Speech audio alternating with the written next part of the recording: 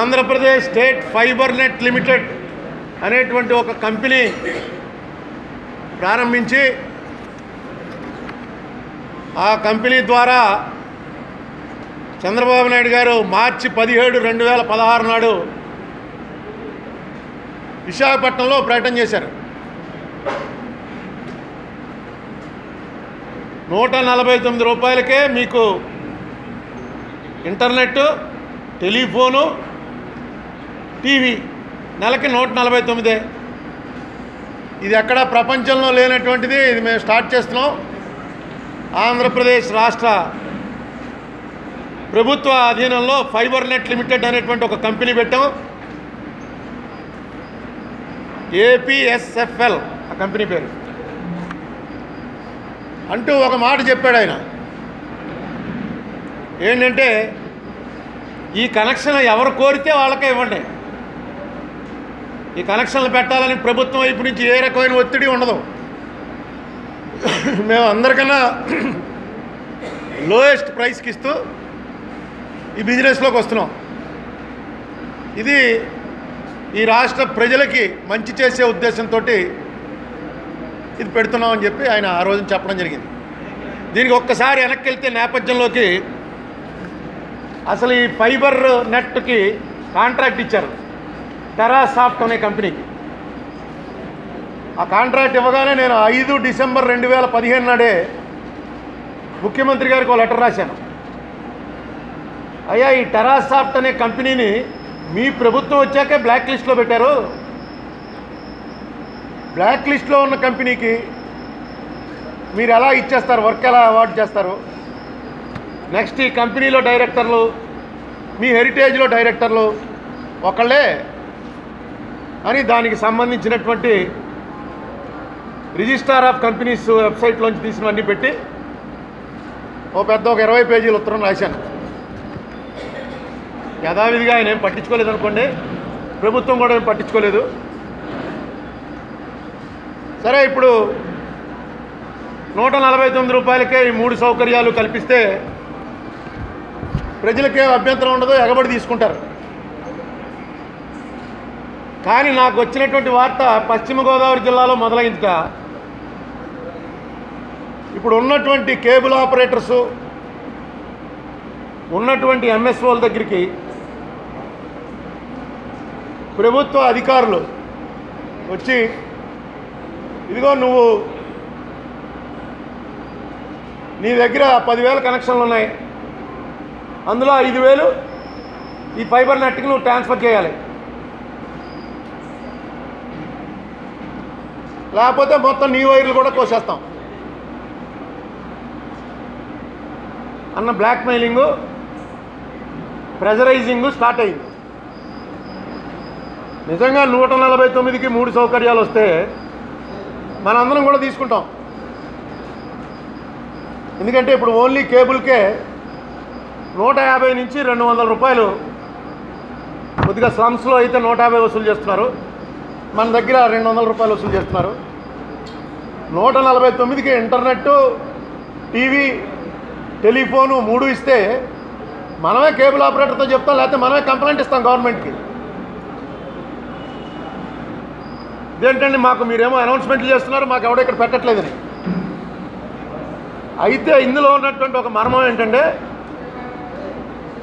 వాళ్ళు ఇచ్చేటువంటి టీవీలో ఇప్పుడు మనకు వచ్చేటువంటి పెయిడ్ ఛానల్స్ ఉండవు. ఫ్రీ టు ఎయిర్ ఛానల్స్ ఉంటాయట, మీకే ఎక్కువ తెలుస్తుంది నాకన్నాను. అది మనం డిష్ పెట్టుకుంటే మనకే వస్తాయి. ఆ ఛానల్స్ మాత్రమే వస్తాయి. సీరియల్స్ కానీ సినిమాలు కానీ ఎక్కువగా ఇంట్లో ఆడవాళ్ళు కాలక్షేపానికి చూసేవి సీరియల్స్, సినిమాలు. వాటికి సంబంధించిన ఛానల్స్కి మాత్రం వేరే ప్యాకేజీ ఎక్స్ట్రా డబ్బు కట్టి తీసుకోవాలట. రెండవది, ఇంటర్నెట్ ఎంత ఇస్తున్నారంటే 15 Mbps స్పీడ్ పర్వాలేదు, మంచి స్పీడే అన్నారు. 5 GB అంటే ఇది మన కరెంటు బిల్లులు అవి కట్టుకోవడానికి సరిపోతుంది తప్ప అంతకు మించి ఇది నెలకి 5 జీబీకి సరిపోతుంది. నిన్ననే ఎవరో చెప్పారు రోజు 1 జీబీ కూడా యాడ్ చేస్తున్నారండి, అది పెట్టుకునేటప్పుడు చెప్తున్నారండి.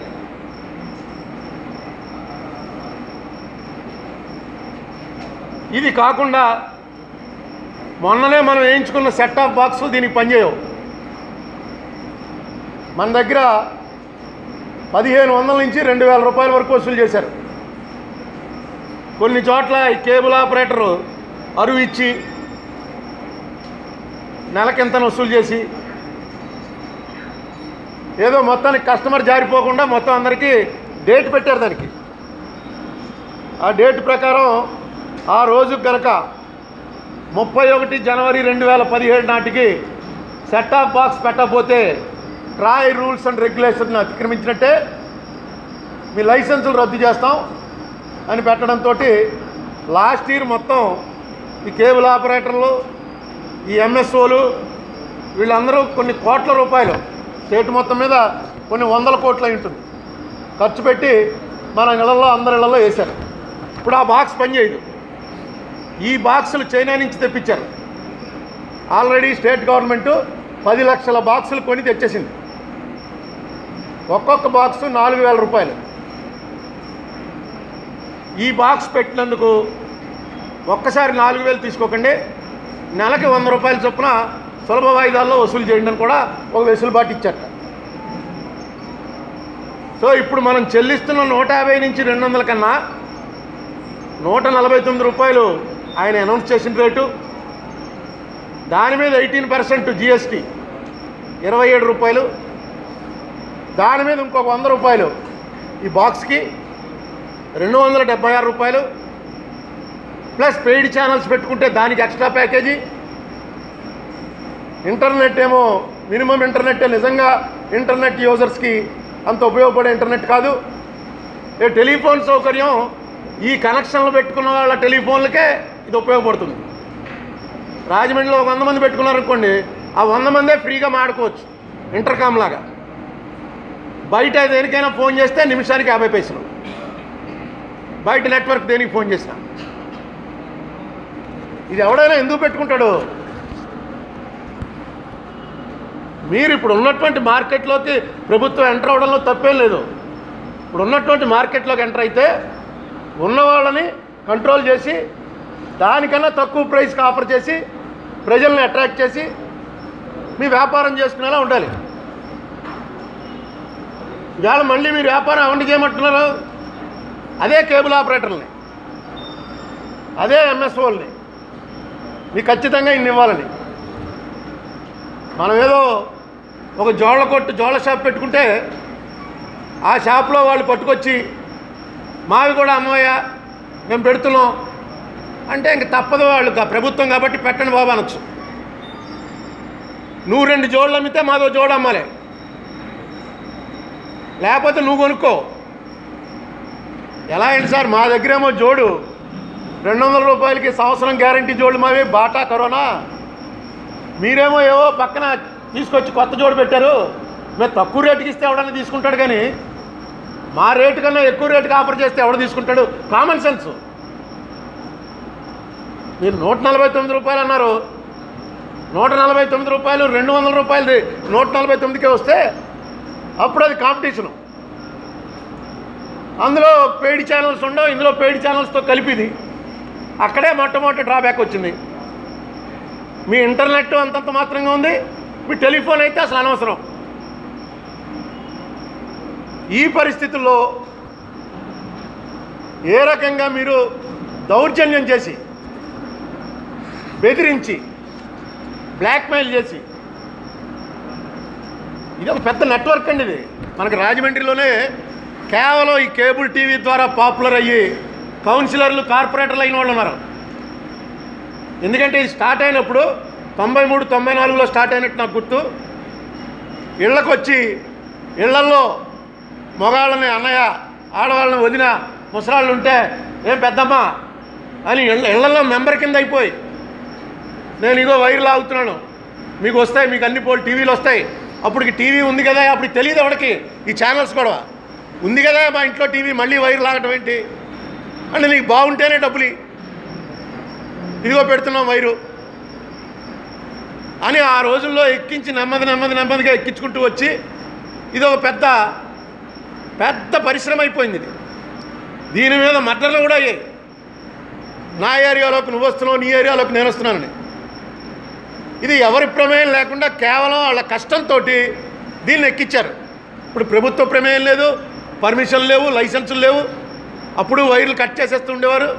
ఎలక్ట్రికల్ డిపార్ట్మెంట్ వాళ్ళకి డబ్బులు ఇచ్చుకుని, మున్సిపాలిటీ వాళ్ళకి డబ్బులు ఇచ్చుకుని, అవసరమైతే సొంత పోల్స్ వేసుకుని కస్టమర్స్ని బతిమాలుకుని ఈ 25 ఏళ్లలో దీన్ని ఒక బ్రహ్మాండమైనటువంటి పరిశ్రమ కింద తయారు చేశారు. తప్పులేదు, కొత్త వాళ్ళు వస్తుంటారు, గవర్నమెంట్ రావచ్చు, తప్పులేదు. కానీ బెటర్ ఆఫర్తో రావాలి, బ్లాక్మెయిల్తో రాకూడదు.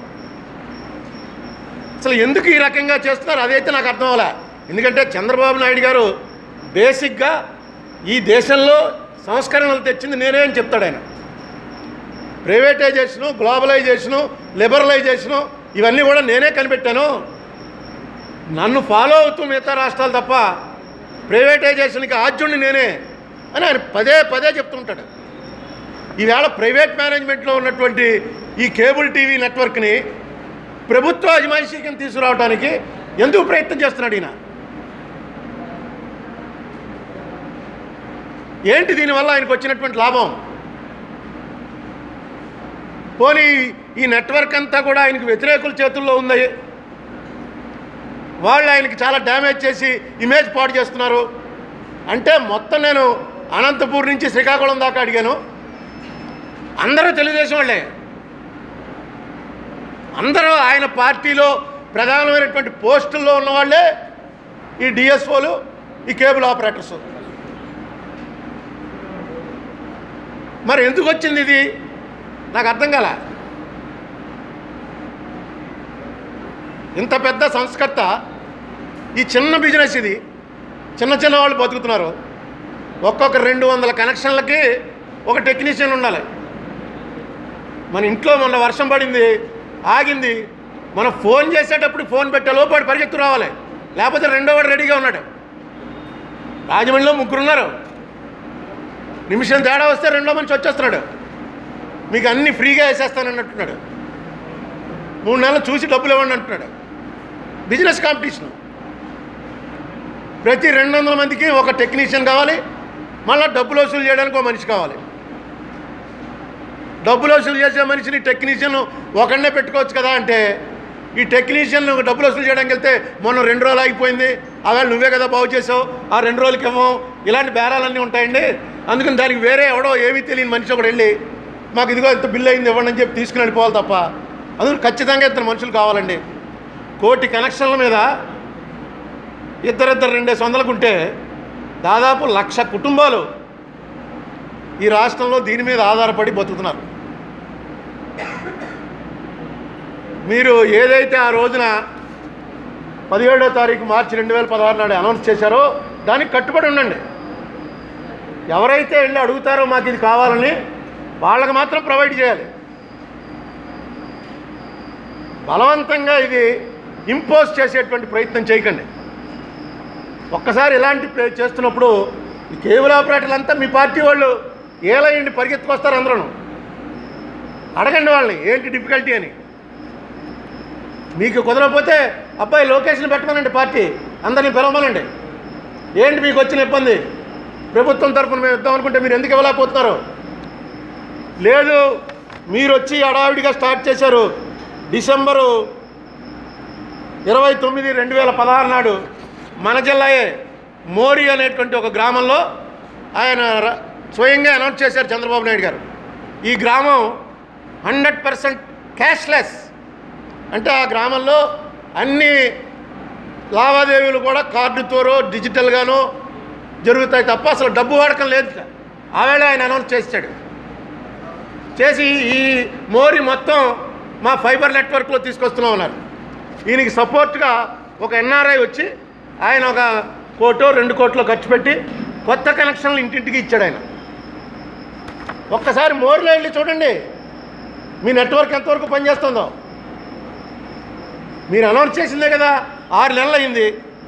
మోరి గ్రామానికి ఎవరినన్నా మీ వాళ్ళని పంపించి మోరి గ్రామంలో ఇది ఎంతవరకు సక్సెస్ అయింది, ఒకవేళ ఏమన్నా తేడాలుంటే ఎందుకు ఆ తేడాలు ఉన్నాయి వాటిని రెక్టిఫై చేయండి. అసలు మీకు ఎందుకు ఈ వ్యాపారం అది కూడా చెప్పండి ప్రజలకి. నేనేమనుకుంటున్నానంటే అది కూడా లాస్ట్ పేరాలో రాశాను చూడండి. మనం కొత్తగా చూసాం, రాష్ట్ర విభజన జరగగానే 2014 జూన్ నుంచి కొత్త ప్రభుత్వాలు ఏర్పడ్డాయి. తెలంగాణలో TV9 ABN 2 కట్. ఏంటో ఎందుకు కట్ చేశారయ్యా అంటే మేమేం కట్ చేయలేదండి, వాళ్ళు ఇవ్వకపోతే మేమేం చేస్తాం. కేబుల్ ఆపరేటర్స్కి ఎందుకు వాళ్ళతో పట్టలేదు, ఇవ్వట్లేదు.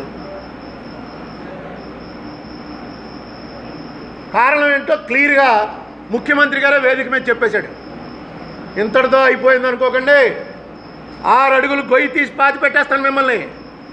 గుర్తుంది కదా కేసీఆర్ గారి స్పీచ్, వాట్సాప్లో అందరికి వచ్చింది. మా ప్రభుత్వానికి వ్యతిరేకంగా ఎవడన్నా మాట్లాడితే 6 అడుగులు గొయ్యి తీసి కప్పెట్టేస్తాను జాగ్రత్త అని చెప్పి డైరెక్ట్గా చెప్పాడు ఆయన. కొన్నాళ్ళు అయింది, ఆంధ్రాలో NTV రావడం మానేసింది. ఇదేంట్రా NTV రావట్లేదంటే కొమ్మినేని శ్రీనివాసరావు అనే ఒక జర్నలిస్టు NTVలోంచి బయటికి వెళ్ళే వరకు NTV మనకి చూసే అవకాశం కలగల. ఎందుకంటే ఆయన ఈయనేదో అన్నట్ట చంద్రబాబు నాయుడు గారికి వాళ్ళ పార్టీ వాళ్ళకి నచ్చలేదు, ఆపేశారు. బహుశా ఇదేదో కొత్తగా పెట్టిన కంపెనీ ద్వారా మొత్తం ఛానల్స్ అన్నీ మన కంట్రోల్లోకి వచ్చేస్తే మనం ఏం కావాలంటే అది చూపించాలి, లేకపోతే అది ఆపేస్తాం అనేటువంటి ఒక ఆలోచన కానీ చంద్రబాబు నాయుడు గారికి, ఆయన సలహాదారులకి, ఆయన పార్టీ ప్రముఖులకి కలిగిందా?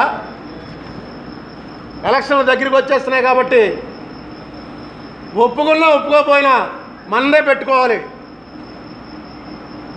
మన నెట్వర్క్లోనే పెట్టుకోవాలి అనేటువంటి ఒక ఆలోచన ఏమైనా చేస్తున్నారా అన్న అనుమానం అయితే వచ్చింది.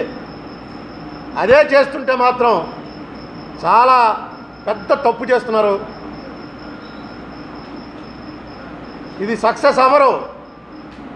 ఆంధ్ర ప్రాంతంలో, సౌత్ ఇండియాలో ఒత్తిడి చేస్తున్నారు అనేటువంటి ఆలోచన కానీ ప్రజలకు కలిగిందా? ఈవీఎంలు ఓపెన్ చేసినప్పుడే దాని దెబ్బ మీకు తగులుతుంది. పొరపాట్లు కూడా అదే మీ ఉద్దేశం అయితే, కాకూడదని నేను కోరుకుంటున్నా, అదే మీ ఉద్దేశం అయితే మాత్రం దాని నుంచి వెంటనే బయటికి రండి. మీరు కూడా మిగతా వ్యాపారాల్లాగే పబ్లిసిటీ ఇచ్చుకుని ప్రజల్లోకి వెళ్ళి ప్రజల్లో ప్రభుత్వానికి సంబంధించినటువంటిది ఇది తీసుకోండి, మీరు వాళ్ళు ఇచ్చే ఫెసిలిటీలు మేమే ఇస్తున్నాం, వాళ్ళకన్నా తక్కువకి ఇస్తున్నాం అని కన్విన్స్ చేయండి. అది కరెక్ట్ పాలసీ అవుతుంది. ఈ విషయాన్నే తెలియజేస్తూ ఒక లెటర్ రాశాను చంద్రబాబు నాయుడు గారికి. అది ఇప్పుడే 10 గంటలకి ఈమెయిల్ ద్వారా సీఎం గారికి వెళ్ళిపోయింది.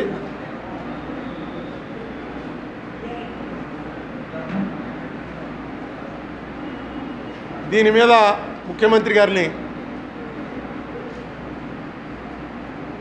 వెంటనే స్పందించి పశ్చిమ గోదావరిలో ఇది వెంటనే ఆపండి, మిగతా చోట్ల ఎక్కడ ఇలా ఎవరు ఉత్సాహపరులైన అధికారులు ఈ లైన్లోకి వెళ్లకుండా వాళ్ళను కూడా ఇన్స్ట్రక్షన్స్ ఇచ్చి ఆపమని కోరుతున్నాను.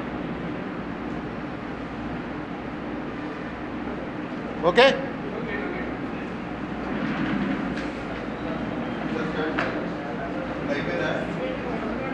నాది అయిపోయింది, మీది ఏమైనా ఉంటే చెప్పండి.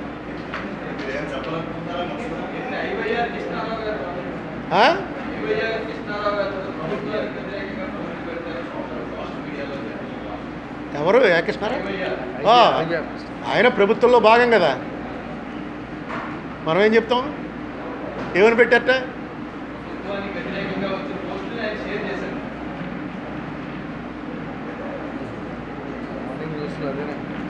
నేను చూడలేదు, నేను పొద్దునే లేవనుగా నేను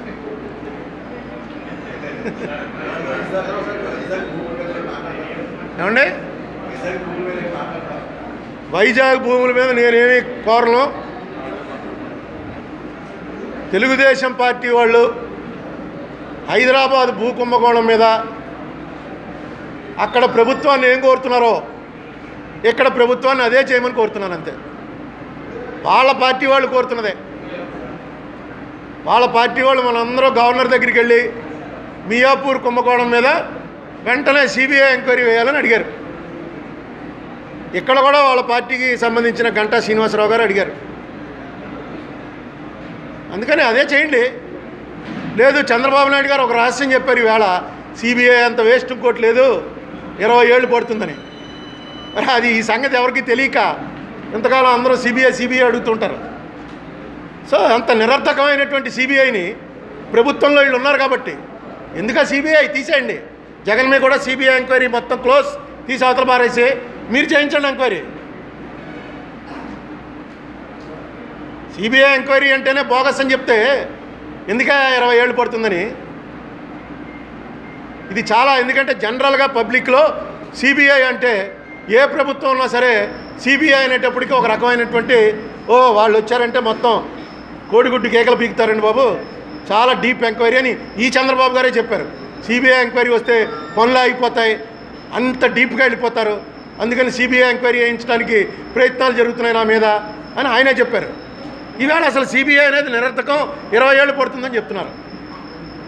అంత నిరర్థకమైనటువంటి వ్యవస్థ ఈ దేశంలో అత్యుత్తమమైనటువంటి ఇన్వెస్టిగేషన్ వ్యవస్థగా ఉండటం చాలా తప్పు.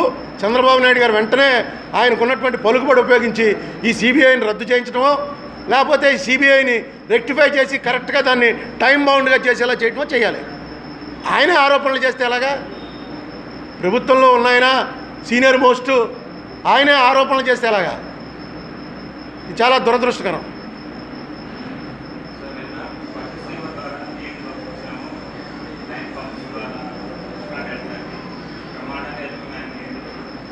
అంటే ఆయన డాష్ బోర్డ్లోకి రాలేదు. ఫస్ట్ టైము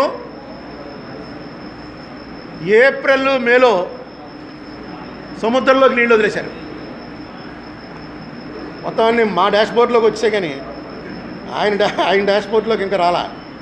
ఇప్పుడు చూసుకున్నాడు ఆయన జూన్లోను, ఇంకా 20 రోజుల ముందే పంపు చేయొచ్చు. ఇవి రేర్గా జరుగుతుంటాయి. ఈ రేర్గా జరిగినప్పుడు దాని అడ్వాంటేజ్ డెఫినెట్గా గవర్నమెంట్కి వస్తుంది. ఈయన చెప్పుకోపోయినా రేపు మాన్సూన్ బాగుండి పంటలు బాగా పండాయి అనుకోండి, చంద్రబాబు నాయుడు గారు వచ్చి పదే పదే నా వల్లే మాన్సూన్ వచ్చింది, నా వల్లే పంటలు పండాయని చెప్పుకునే వల్ల మైనస్ అవ్వాలేమో తప్ప, లేకపోతే అది గవర్నమెంట్కి ఎప్పుడూ అడ్వాంటేజే. చంద్రబాబు నాయుడు గారికి ఇది ఒక పెద్ద అడ్వాంటేజ్. ఈసారి ఇంత ఎర్లీ మాన్సూన్ రావటం, ఎప్పుడూ లేనిది గోదావరిలో మేలో ఏప్రిల్లో ఓవర్ఫ్లోస్.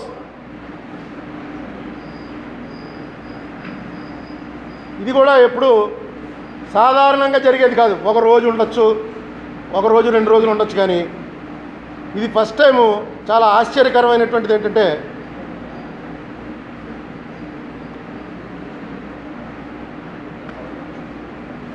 ఇదిగో రీడింగ్స్ ఏప్రిల్ 2వ తారీఖు నాడు 9,960 క్యూసెక్లు సముద్రంలోకి వెళ్ళాయి. 3 8,970, 4 8,970, 4 నుంచి 9వ తారీఖు వరకు 8,970 క్యూసెక్స్ డైలీ వెళ్ళిపోతున్నాయి. అక్కడి నుంచి 8,140 క్యూసెక్స్. ఒక్క 19 ఏప్రిల్ నాడు మాత్రం లేదు, ఓవర్ఫ్లో లేదు. మీకు ఏప్రిల్ నెలలో ఎండిపోయి ఉంటుంది. ఏప్రిల్ మేలో భయంకరమైనటువంటి రోహిణీ కార్తె వస్తుంది. మేలో రోహిణీ కార్తె వచ్చే టైంకి అసలు వాటర్ ఉండదు. అప్పుడు కూడా 11,013 క్యూసెక్స్ వాటర్ మే 25 రోహిణీ కార్తె ప్రారంభం రోజున సముద్రంలోకి వెళ్ళింది. ఇది అప్పుడప్పుడు రేర్గా జరుగుతూ ఉంటుంది. ఇవి అప్పుడే ఆయన డాష్బోర్డ్లోకి వెళ్ళి ఉంటే అప్పుడే తోడుకోవచ్చు. ఇప్పుడు తోడుతున్నారు. దీనివల్ల కృష్ణా డెల్టాకి మంచి జరగచ్చు. ఓకే, దానివల్ల ఇప్పుడు సముద్రంలోకి వెళ్ళే నీళ్లు ఆయన తోడుకుంటాను అంటే దాన్ని ఎవడో తప్పట్లా.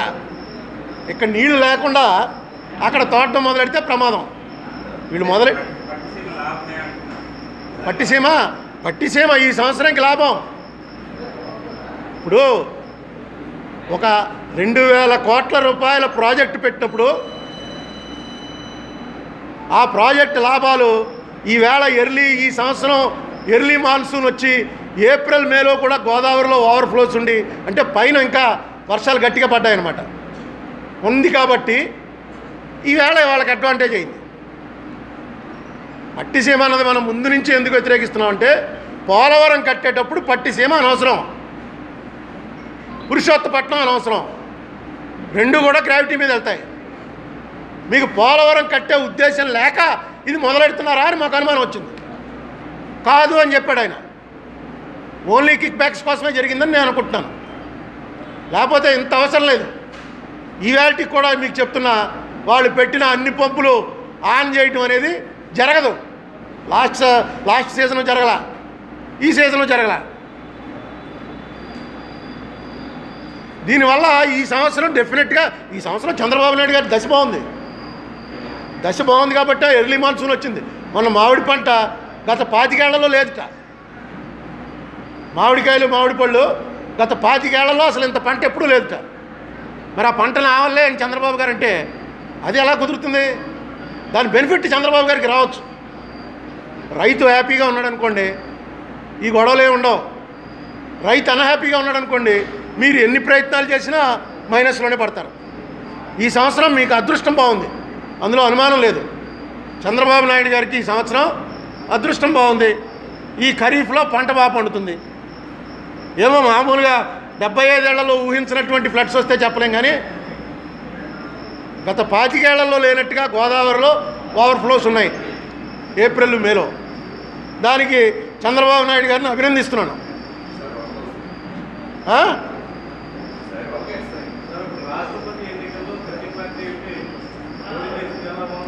అంటే నాకు తెలిసి రాష్ట్రపతి ఎన్నిక ఇప్పటివరకు ఇనానమస్గా ఎప్పుడూ జరగలే. ఎవరో ఒకళ్ళు పోటీ పెడతారు. ప్రధాన ప్రతిపక్షం వాళ్ళందరూ కలిసి పోటీ పెడితే కొంచెం బలంగా ఉంటుంది పోటీ. నేను 2 సార్లు వేసాను రాష్ట్రపతి ఎలక్షన్లో ఓట్లు. 2 సార్లు మెయిన్ క్యాండిడేట్లు ఉన్నారు కాబట్టి క్యాండిడేట్లు వచ్చి తిరగటం. ఓసారి ప్రతిభా పాటిల్ గారు వచ్చి మొత్తం అంతా తిరిగారు. ఆ తర్వాత ప్రణబ్ ముఖర్జీ గారు వచ్చి అన్ని రాష్ట్రాల్లో క్యాంపెయినింగు ఇవంతా జరగటం, ఒక ఎలక్షన్ వాతావరణం వస్తుంది. మిగతా వాళ్ళకి ఎవరో నామమాత్ర పోటీ ఉన్నప్పుడు ఆటోమేటిక్గా అయిపోతారు. అసలు పోటీ లేకుండానే మన సంజీవ్ రెడ్డి గారు అయ్యారు. ఊరిని ఎలా అయ్యాడరా అనుకుంటే వేసిన నామినేషన్లన్నీ కూడా పోయాయి, చెల్లలేదు. అందుకని ఆయన ఎనానమస్ అయ్యాడు. అప్పుడు కూడా 16 మంది వేశారట. సో ఇప్పుడు వాళ్ళు ఒక క్యాండిడేట్ని పెట్టారు. ఒక షెడ్యూల్ క్యాస్ట్ క్యాండిడేట్ని ఫోకస్ చేయడం ద్వారా మేము కూడా ప్రో షెడ్యూల్ క్యాస్ట్ అనేటువంటి ఒక మెసేజ్ ఇవ్వడానికి ప్రయత్నం చేశారు. నెక్స్ట్ షెడ్యూల్ క్యాస్ట్ క్యాండిడేట్ మీద మీరు క్యాండిడేట్ని పెడతారా అని మిగతా పార్టీలను అనడానికి కూడా ఒకటి రిజర్వేషన్ పెట్టుకోవడానికి పెట్టారు. సరే, ఇప్పుడు ఉన్నటువంటి క్యాలిక్యులేషన్స్ ప్రకారం ఎప్పుడైతే నితీష్ కుమారు, జగన్మోహన్ రెడ్డి, టీఆర్ఎస్ మేము సపోర్ట్ చేస్తామని చెప్పారో ఆటోమేటిక్గా నితీష్ కుమార్ ముందే చెప్పేశాడు. అందరికన్నా ముందే మన జగన్ కూడా అందరికన్నా ముందే చెప్పేశాడు. మన ఇతను చంద్రశేఖరరావు కూడా అందరికన్నా ముందే చెప్పేశాడు. సో ఎవరైతే అక్కడ తమిళనాడులో 2 పార్టీలు వేసేసేలా ఉన్నాయి. సో పోటీ ఉండొచ్చు, కానీ ఈయన ప్రెసిడెంట్ అయిపోయాడు. Ramnath Kovind next president of India. అందులో ఏమి ఎలక్షన్ జరిగితే కొంచెం పేపర్లో న్యూస్లో అవి ఉంటాయి. ఎలక్షన్ జరగకపోతే ఆటోమేటిక్గా అయిపోతుంది. అంటే మెయిన్ అపోజిషన్ క్యాండిడేట్ని పెట్టకపోతే.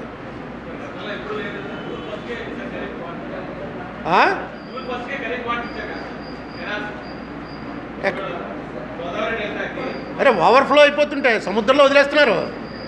ఎప్పుడు జరగదు ఇలాగా. ఏప్రిల్ మేలో వాటర్ ఉండదు, ఈసారి వాటర్ వచ్చింది. ఆయన ఏదో మొన్న సీలేరు నుంచి నేను తోడతానన్నాడు. సీలేరు నుంచి ఏమి రాదు, ఈ వాటరే. అంటే ఆయన డాష్బోర్డ్ సరిగ్గా లేదు. ఇలాగే అనవసరమైన చోట మాట్లాడటంలో సెల్ఫ్ గోల్స్ పడుతుంటాయి. ఆయన మాట్లాడకుండా ఊరుకుంటే బ్రహ్మాండంగా కృష్ణా వాళ్ళు వేసుకుంటారు, నార్మల్ వేసుకుంటారు. అక్కడ బాగా పండుతుంది, ఇక్కడ బాగా పండుతుంది. ఏంటంటే చంద్రబాబు నాయుడు గారి వల్ల ఇది పండిందని చెప్పి ఎవరో చెప్పాలి. ఆయనే వచ్చి నేనే పండించాను, నేనే చేశానంటే కొంచెం అది ఆ బాపు సినిమా ముత్యాల ముగ్గులాగా వాయించే వాళ్ళు వేరే ఉండాలి.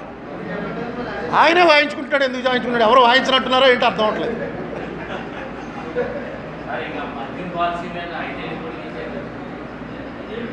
ఇదే నేను స్టడీ చేయలేదు. మద్యం పాలసీ నేను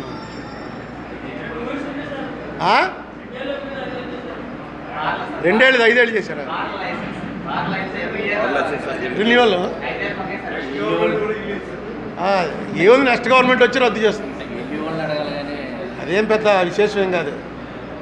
ఇది తీసుకున్న డెసిషన్స్ అన్నింటినీ కూడా నెక్స్ట్ గవర్నమెంట్ వచ్చి అండూ చేయొచ్చు. అందులో విశేషం ఏముంది?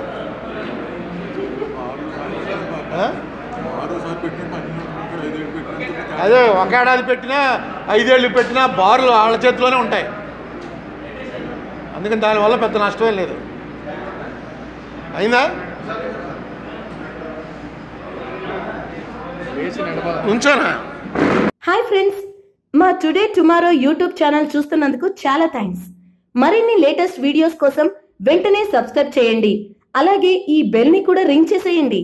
మా నోటిఫికేషన్స్ అన్ని మీ మొబైల్లో వస్తాయి. అలాగే మా వీడియోస్ మీకు నచ్చితే లైక్ చేయండి, షేర్ చేయండి, నచ్చకపోతే కామెంట్ చేయండి.